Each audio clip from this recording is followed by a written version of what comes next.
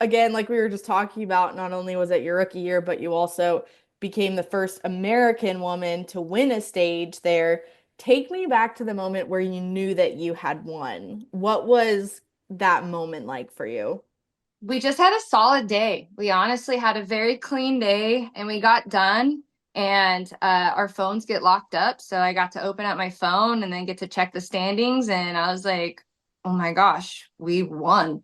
And, it's like that wasn't the plan that day. The plan is the longevity, right? Dakar isn't about winning stages. That's not how you win Dakar. And a lot of people get confused by that because they're like, well, wouldn't you want to win every day? And you're like, well, yeah, but if you're pushing to win every day, most likely you're going to end up in a really big predicament and there's going to be a problem because you shouldn't be pushing that hard every day because you have 14 days of doing it. So I think, yeah, the moment we heard that, I was like, oh my gosh, this is awesome. Like, what a cherry on top of my first Dakar to win a stage. And like, I had no idea there's only been three females ever. And let alone I was the first American female. So I was kind of like surprised by that as well, because I figured there should have been more by now. So yeah, it was a huge accomplishment. It was super exciting and I was super proud. So that was awesome.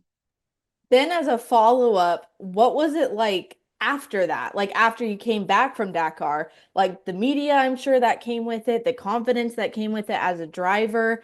How kind of has that victory impacted you to this day? I think the confidence, like I was also a little bit heartbroken because at the end, I was in a podium position and I went for the win and I lost the podium spot. So that was kind of a heartbreaker, but at the same time, I didn't expect to do that well my first year. So coming home, a lot of people were so proud and it's definitely a confidence booster because not a lot of people expected me to do so well. And it was kind of like I went there and I was like, well, watch me.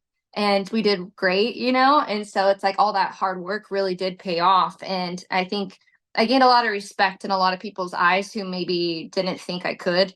And so that's pretty cool, like to walk around proud to know that, like I did do it. And I think I also missed it though. Like when the last stage happened, I was kind of like, man, like I could go another 2 weeks. You start getting into like this rhythm of like, this is life now.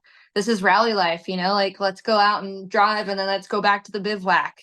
And yeah, it just all stopped. And so it's a sad thing when it's over, because you just want it to keep going. But, it's this weird thing they call it. It's the Dakar addiction. And it's just when it's done, you think, what did I just do? Or when you're in it, you're like, why am I doing this?